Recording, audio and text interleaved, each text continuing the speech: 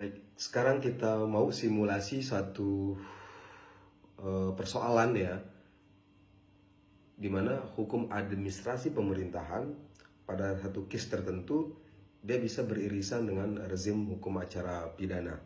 Nah, ini berkaitan dengan dua isu pokok. Pertama, apakah sah SPDP atau surat pemberitahuan dimulainya penyidikan atau penetapan tersangka itu ditandatangani oleh pejabat yang sudah dimutasi. Hanya saja pejabat ini belum melakukan serah terima jabatan atau sertijab. Yang kedua, apakah SPDP itu sebagai objek pra peradilan di peradilan umum atau objek di peradilan tata usaha negara? Baik, untuk membongkar atau menjawab dua isu pokok ini, kita bisa menggunakan pendekatan dari Richard Yung ya, yaitu pertama dengan pendekatan kontras, kemudian pendekatan gelombang, dan berikutnya pendekatan arena. Nah, untuk tadi yang pertama soal apakah sah SPDP ditandatangani oleh pejabat yang sudah dimutasi, hanya saja belum dilakukan sertijab, maka dalam hal ini yaitu kita menggunakan pendekatan kontras. Ya, ini pendekatan ini melihat perbedaan cara pandang antara dua sistem hukum yang sama-sama berlaku, ya ini hukum administrasi dan hukum acara pidana. Pertama, dari aspek sisi kewenangan pejabat yang dimutasi, kita bisa merujuk pada ketentuan pasal 57 Undang-Undang Administrasi Pemerintahan, ya ini Undang-Undang 30 tahun 2014. Nah, di pasal 57 yaitu menentukan bahwa keputusan itu berlaku sejak tanggal ditetapkan, kecuali ditentukan lain dalam keputusan atau peraturan perundang-undangan. Nah, artinya begitu surat dimutasi diterbitkan, kewenangan pejabat lama ini langsung berakhir, kecuali ya di dalam keputusan itu ditetapkan tanggalnya, jelas keberlakuannya sebelum maupun sesudah dia dimutasi. Maka itu kemudian bisa keberlakuannya itu sesuai dengan tanggal ditetapkannya itu. Nah, kemudian berikutnya yang kedua, SPDP itu apakah menjadi objek pra peradilan atau objek PT-UN? Nah, masalah kedua ini, kalau SPDP itu tidak sah, ya siapa yang berhak memeriksa? Apakah PT-UN atau pra peradilan di peradilan umum? Nah, dalam hal ini kita bisa merujuk pada ketentuan pasal 2 huruf D, yaitu Undang-Undang Peradilan Tata Usaha Negara, di mana ditentukan dalam pasal 2 huruf D itu bahwa keputusan yang dikeluarkan berdasarkan ketentuan hukum pidana atau hukum acara pidana itu hanya dapat diuji melalui peradilan di peradilan umum. Artinya dari sudut kompetensi absolut, lembaga peradilan hanya boleh memeriksa perkara sesuai dengan kewenangannya. Karena SPDP lahir dari rezim hukum acara pidana, maka yang berwenang dalam hal ini peradilan umum, bukan PT-UN.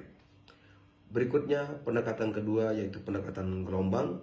Ya, pendekatan ini digunakan untuk melihat perubahan paradigma dari waktu ke waktu suatu norma. Ya, sebelum Undang-Undang Administrasi Pemerintahan, praktik administrasi pemerintahan sering mengandalkan kebiasaan internal. Misalnya pejabat dianggap masih berwenang sampai sertijab atau serah terima jabatan belum dilakukan. Namun pasca lahirnya Undang-Undang Administrasi Pemerintahan, maka muncul gelombang baru berpikir secara legal formil. Artinya setiap tindakan pejabat harus memiliki dasar hukum tertulis, bukan hanya kebiasaan birokrasi. Dengan demikian, maka segala apa yang telah ditentukan di dalam Undang-Undang Administrasi Pemerintahan itu harus dipatuhi, termasuk ketentuan pasal 2 huruf D Undang-Undang Administrasi Negara tadi. Berikutnya yang terakhir, pendekatan arena. Ya, ini pendekatan ini membantu kita memahami di mana pertarungan hukum itu terjadi dan siapa pemainnya. Pertama, arena administratif, yaitu ditempati oleh pejabat pemerintahan, lembaga mutasi, dan pengawas internal. Aturannya tunduk pada Undang-Undang Administrasi Pemerintahan.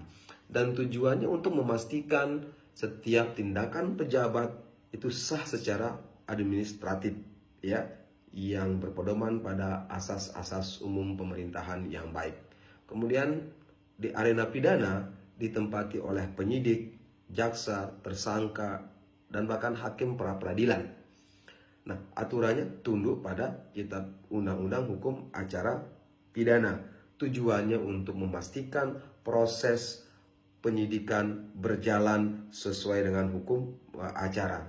Nah, dalam kasus SPDP, ya, dua arena ini saling bersentuhan. Pejabat yang menandatangani SPDP memang pejabat pemerintahan, tetapi tindakannya berada di bawah rezim hukum acara pidana. Disinilah pentingnya memahami batas antar dua arena, yaitu arena administrasi berhenti ketika kewenangan gugur dan pidana dimulai ketika penyidikan berjalan. Kesimpulan akhirnya, berdasarkan 3 pendekatan dari Richard Yung, yaitu kontras, gelombang, dan arena tadi, maka diperoleh 2 kesimpulan utama. Pertama, SPDP yang ditandatangani oleh pejabat yang sudah dimutasi adalah tidak sah, karena kewenangan pejabat berakhir sejak tanggal mutasi ditetapkan. Ini sebagaimana ketentuan pasal 57 Undang-Undang Administrasi Pemerintahan. Sertijab itu hanyalah prosedur administrasi, bukan dasar kewenangan hukum. Kesimpulan yang kedua, SPDP bukan objek PT-UN, karena SPDP merupakan bagian dari proses hukum acara pidana. Ya, sebagaimana ketentuan pasal 2 huruf D Undang-Undang Peradilan Tata Usaha Negara yang secara terang dan jelas menentukan batas demarkasi objek-objek apa saja yang bukan menjadi bagian dari objek peradilan tata usaha negara. Maka dalam hal ini, kaitan dengan SPDP, pengujiannya harus dilakukan melalui pra-peradilan di peradilan umum. Satu postulat penutup, bahwa begitu keputusan mutasi ditetapkan, maka kewenangan pejabat berhenti. Dan begitu SPDP diterbitkan, maka sengketa berpindah ke rezim acara pidana. Dengan kata lain, administrasi menentukan siapa yang berwenang, kemudian hukum acara pidana menguji apakah kewenangan itu digunakan dengan sah atau tidak. Inilah titik seimbang antara asas legalitas, kemudian teori atribusi kewenangan yang bersama-sama bekerja secara berkelindan menjaga agar setiap tindakan pejabat tidak hanya sah secara administratif, tetapi juga adil secara proses, yaitu keadilan prosedural. Demikian, terima kasih.